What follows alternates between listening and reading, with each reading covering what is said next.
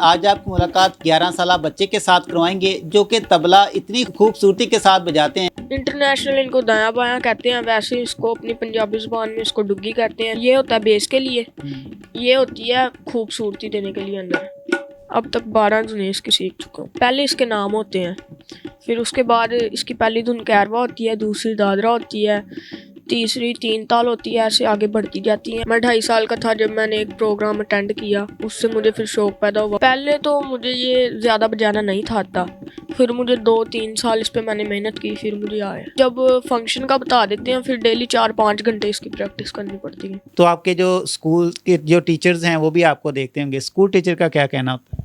School teacher कहती है इमरासी बनाओगे। अस्सलाम जी, आप देख रहे हैं न्यू डिजिटल। मेरा नाम आबद इकबाल है। आज आपकी मुलाकात 11 साल बच्चे के साथ करवाएंगे जो कि तबला इतनी खूबसूरती के साथ बजाते हैं कि अब तक ये 12 धुनों के ऊपर मुकम्मल तौर पर महारत हासिल कर चुके हैं। इसका शौक़ इनको कैसे पैदा होता है, किस तरह इसको शुरू करते हैं, हमारे साथ मौजूद हैं। आइए इनसे बात करते हैं। अस्सलाम वालेकुम। वालेकुम अस्सलाम। कैसे हैं? ठीक भैया, आप सुनाएं। क्या नाम है आपका? मेरा नाम है आइजन। तो आइजन, ये बताएं कि आपकी उम्र कितनी है? 11 साल। तो कौन सी क्लास में पढ़ते हैं आप? 6 में। 6 में।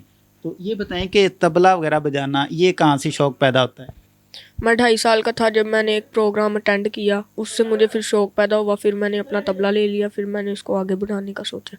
तो आइजन, ये बताओ कि कितना टाइम हो चुका है आपको ये तबला बजाते हुए? मुझे तकरीबन 9 साल हो चुके हैं। तो ये बताओ कि इन दोनों में फ़र्क क्या है, इनका नाम अलग अलग से क्या लिया जाता है? इंटरनेशनल इनको दाया बाया कहते हैं, वैसे इसको अपनी पंजाबी ज़ुबान में इसको डुग्गी कहते हैं, इसको चट्टू कहते हैं। इसको डुग्गी कहते हैं, इसको चट्टू कहते हैं। सही। वैसे इसको मदीन कहते हैं और इसको धामा कहते हैं। सही। तो ये बताओ कि इन दोनों का अलग अलग क्या सीन क्या होता है, क्या क्या इनसे काम लिया जाता है? ये होती है बेस बढ़ाने के, ये होता है बेस के लिए, ये होती है खूबसूरती देने के लिए अंदर। सही।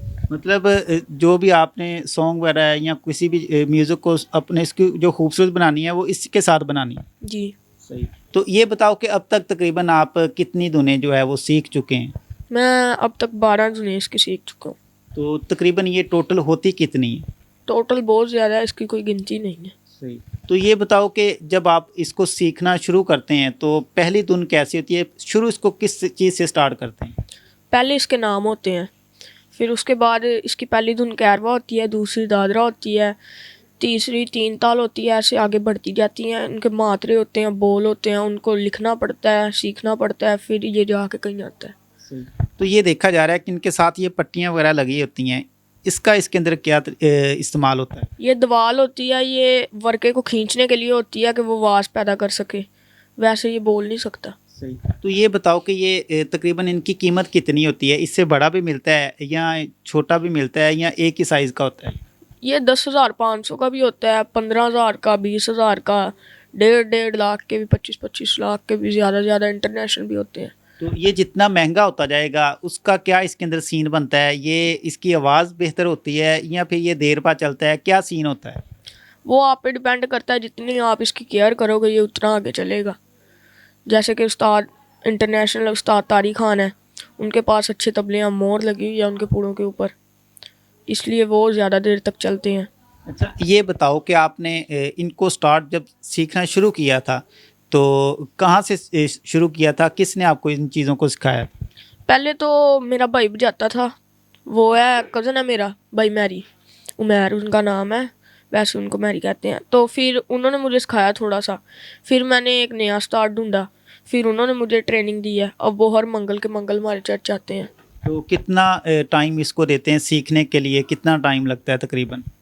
वो आप पे डिपेंड करता है, आप हफ्ते में भी सीख सकते हैं एक ताल को, वैसे सालों साल भी लग जाते हैं। अच्छा, एक ताल को सालों साल भी लग जाते हैं। अगर आप इसके अंदर ज़्यादा टाइम देंगे तो फिर एक हफ्ते के अंदर भी सीख सकते हैं। जी। सही। तो आप ये बताएं कि जो पहली जब आपने इसको स्टार्ट किया था, पहले आपको कितना टाइम लगा था इसको सीखने के लिए? पहले तो मुझे ये ज़्यादा बजाना नहीं था आता, फिर मुझे 2-3 साल इस पे मैंने मेहनत की, फिर मुझे आया। सही। तो ये बताओ कि कभी किसी फंक्शन के अंदर भी आपको मौका मिला है कि आप अपना ये जो आपके अंदर टैलेंट है ये दिखा सकें? जी। तो कहाँ कहाँ पे गए हैं, कितना कभी कोई पैसा भी कमाया इससे? जी, कमाया है। तो कितना तकरीबन ज़्यादा से ज़्यादा कितने आपको पैसे मिल जाते हैं? 10-12 हज़ार कभी मिल भी जाते हैं, कभी नहीं भी मिलते। तो ये बताओ कि स्कूल भी जाते हो, फिर कैसे टाइम को मैनेज करते हो? पहले मैं स्कूल जाता हूँ, फिर ट्यूशन जाता हूँ, फिर पढ़ता हूँ, उसके बाद मैं 7 बजे इसकी प्रैक्टिस करता हूँ, 9 बजे मैं सारा कुछ ख़त्म कर देता हूँ। तो इसकी जो प्रैक्टिस करना होती है वो डेली की बुनियाद पे करना होती है या कभी कभार जब टाइम मिले या जिस दिन छुट्टी हो? जिस दिन छुट्टी हो तब भी कर लेते हैं, लेकिन इसको टाइम देना होता है। सही। तो ये बताओ कि कितने बहन भाई हो आप, आपका कितना नंबर है? मैं सबसे बड़ा हूँ, हम 3 बहन भाई हैं। सही। तो बाकी किसी और बहन भाई को भी शौक है या किसी दूसरे कज़न को भी शौक है या सिर्फ आप ही इस शौक के अंदर हो? मैं इस शौक के अंदर हूँ, मेरे छोटे कज़न को भी शौक है, मेरे छोटे भाई को भी शौक है। सही। तो ये बताओ कि जब आप फंक्शन के अंदर जाते हैं तो उसके लिए आपको इनवाइट करना पड़ता है, आपको पहले इनविटेशन कार्ड वगैरह देना पड़ता है या आप टाइम किसी भी वक्त जो है वो दे देते हैं? नहीं, वो चर्च के प्रोग्राम होते हैं, फादर जी पहले ही बता देते हैं, फिर उनकी प्रैक्टिस करनी पड़ती है 2-3 महीने पहले, सही। फिर हम उसमें हिस्सा ले लेते हैं। तो जब आपको चर्च के अंदर इसका प्रोग्राम के लिए बुलाया जाता है तो एक जो फंक्शन होता है वो आपको कितना टाइम लगता है उसको, मतलब कितना टाइम आप इसकी प्रैक्टिस वगैरह करते हो, कितना टाइम इसको देते हो?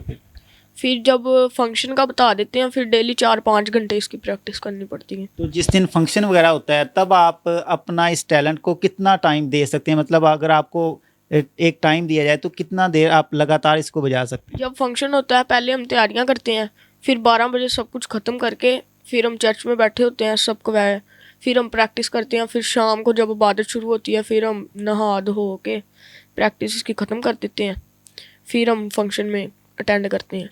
तो ये बताओ कि सिर्फ चर्च के अंदर ही इसको बजाते हैं या घर के अंदर भी इसकी प्रैक्टिस करते हैं आप?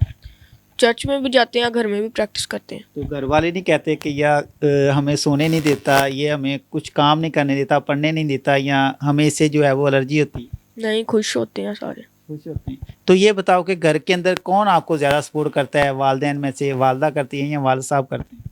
मेरी मम्मा मुझे ज़्यादा मम्मा ज़्यादा करती हैं। जी। तो शौक दोनों में से किसको है कि आप इसको सीख जाएं, इसको जो है वो मज़ीद आगे लेकर जाएं? पापा और मम्मा को। दोनों को शौक है। जी। ज़ाहिर सी बात है कि आप स्कूल भी जाते हैं और आप इन चीज़ों को जैसे ही सोशल मीडिया के ऊपर लेकर आते हैं तो आपके जो स्कूल के जो टीचर्स हैं वो भी आपको देखते होंगे। स्कूल टीचर का क्या कहना होता है? स्कूल टीचर कहती है इमरासी बना हुआ है। स्कूल टीचर कहती है? जी। तो उनको ये नहीं पता कि ये एक टैलेंट है और इस टैलेंट को आप अगर आप आगे लेकर जाते हैं तो आप मुल्क का नाम भी रोशन कर सकते हैं। जी। तो आपके जो ज़ाहिर सी बात है कि आपके जो स्टूडेंट्स हैं, आपके जो क्लास फेलोज़ हैं वो भी आपको देखते होंगे, उनका क्या कहना होता है? कुछ मुझे कहते हैं तू आगे बढ़ेगा, ये काम अच्छा कर रहा है, कुछ मेरा मजाक उड़ाते हैं। मजाक उड़ाते हैं? वो क्या कहते हैं? वो कहते हैं तुम राशि बना हुआ है तो कुछ भी नहीं कर सकता, यहीं पे रह जाएगा। तो जो दोस्त आपको इसके अंदर जो है वो आपकी हेल्प करते हैं, आपको कहते हैं, अप्रिशिएट करते हैं कि आप आगे बढ़ोगे, अपना जो है वो इस काम को आगे लेके जाओगे, उनका क्या कहना होता है? वो कहते हैं कि इस काम को छोड़ ही ना, इसके ऊपर कायम रह, तू आगे जाएगा। भाईजान बेटा, देखा जाता है मुआशरे के अंदर कि जो बंदा जो काम कर रहा होता है उसको पता होता है कि इसका नफ़ा क्या है, इसका नुकसान क्या है, इसके अंदर मैं कहाँ तक कामयाब हो सकता हूँ, या जो मुझसे पहले लोग इसके ऊपर काम कर रहे हैं वो कहाँ तक कामयाब हो सकते हैं। ये आपने एक शौक़ के तौर पे इसको तबला बजाना शुरू किया है, ये इसका जो सफ़र है वो कितना दूर तक है, कहाँ तक इंसान कामयाब हो जाता है? ये पूरा समंदर है, जितनी इंसान मेहनत करेगा उतना आगे जा सकता है। इससे अगर इसको एक शौक़ को जो है वो कारोबार के अंदर लेकर आया जाए तो अगर आप इसको किसी फंक्शन के ऊपर जाते हैं तो तकरीबन कितने पैसे कमा सकते हैं? वो डिपेंड करता है अपने आप पे। छोटे फंक्शन होंगे तो फिर थोड़े पैसे, अगर बड़ा है तो फिर ज़्यादा। तो ये बताओ कि दुनिया आप बता रहे हैं कि बहुत ज़्यादा होती हैं, एक मुकम्मल बंदा जो है वो कितनी जल्दी इसके ऊपर जो है मुकम्मल महारत हासिल कर लेता है, कितनी जल्दी सीख जाता है? वो आप पे डिपेंड करता है, आप 3 महीनों में 4 महीनों में सीख जाएं, साल लग जाए, 2 साल 3 साल। तो ये बताओ कि अगर आप इसको मुकम्मल सीख जाते हैं इसके बाद अगला स्टेप आपका क्या है, आगे आप क्या करने जा रहे हैं? अगर मैं इसको मुकम्मल तरीके से सीख जाऊंगा फिर मैं आगे इसकी ट्रेनिंग देने को सोचूंगा। मतलब अपनी एकेडमी वगैरह बना लो? जी। सही। तो अगर आप इसको अपनी एकेडमी बनाते हो तो फिर तकरीबन इससे कितना पैसा कमा सकते हो? वो फिर जब बनाएंगे तब भी पता लगेगा, जैसे जैसे स्टूडेंट आएंगे उस तरह से फीस जितनी होगी। भाईजान, आपके जैसे बहुत से और बच्चे हैं जो कि अपना जो वक्त है वो गेमों के अंदर ज़ाया करते हैं या फिर जो है वो गली मोहल्लों के अंदर खेलते रहते हैं या फिर जो है वो मोबाइल चला लेते हैं, लेकिन कोई भी जो इसके ऊपर जो है वो अपना काम या टाइम जो है वो किसी ऐसी जगह के ऊपर नहीं लगा रहे जिससे वो कोई ना कोई जो टैलेंट है वो सीख लें या अपना जो टैलेंट है वो लोगों को दिखा सकें, उनके लिए क्या मैसेज दोगे?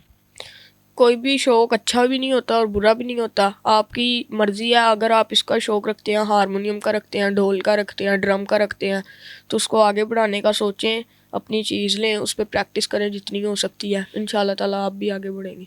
नाज़रीन, 11 साला बच्चा आइज़न हमारे साथ मौजूद था जो कि छठी क्लास का स्टूडेंट है। इसका कहना है कि शौक़ के तौर पर इसको शुरू किया था और आज माशाल्लाह से 12 जो धुनें हैं उसके ऊपर मुकम्मल तौर पर अबूर हासिल कर चुके हैं। इनका कहना है कि कोई भी जो शौक़ है वो अच्छा या बुरा नहीं होता। किसी भी चीज़ के अंदर आपका शौक़ है तो उस शौक़ को आप आगे लेकर जाएँ ताकि आप अपना और अपने घर वालों का नाम रोशन कर सकें। और कोई भी जो शौक़ है ये आपका रायगा नहीं जाएगा, बल्कि आप उससे जो है वो कारोबारी के तौर पर पैसा भी कमा सकते हैं। मिलेंगे एक नई स्टोरी के साथ। अपना बहुत सारा ख्याल रखिएगा। अल्लाह हाफ़िज़।